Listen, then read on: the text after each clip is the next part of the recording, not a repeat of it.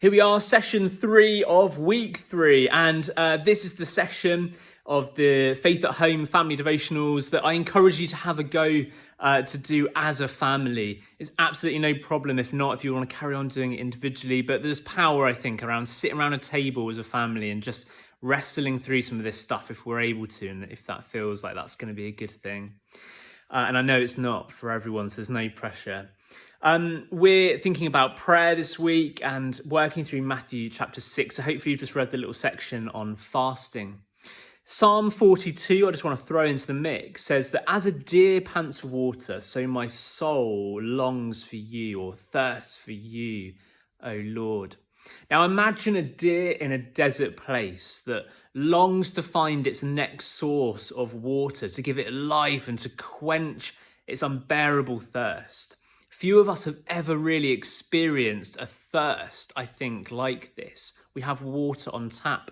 And it's the same with food. Many of us will never have experienced real hunger, the kind of hunger where you just have no idea when your next meal is coming from, and all you can think about is that horrible hunger. The psalmist is using that example of hunger and thirst to point to the way that his soul is just desperate to find God.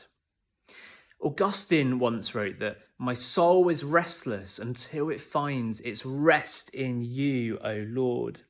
And I wonder whether our souls have ever experienced that restlessness, that hunger, that thirst, just to encounter God, to know him and to be known by him. In truth, I think many of us haven't, or at least many of us are not aware of the state of our soul.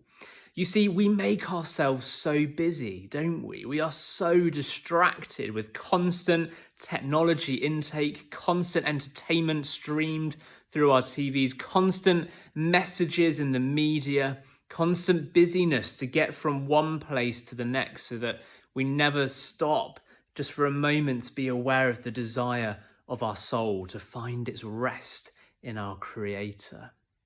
So in today's passage, Jesus talks about the practice of fasting, and in his day this would have meant abstaining from eating food for a set period of time. And the reason for this, I think, was to create that same hunger and thirst that the psalmist and Augustine are talking about, a hunger and thirst to encounter and to know God.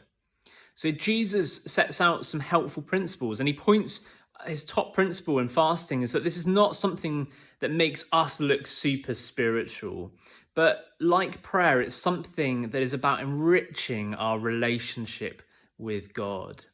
So perhaps you might like to spend some time discussing what the practice of fasting might look for you, what it might look like to carve out some space for you to create a hunger and a thirst and a desire to encounter the living God this week.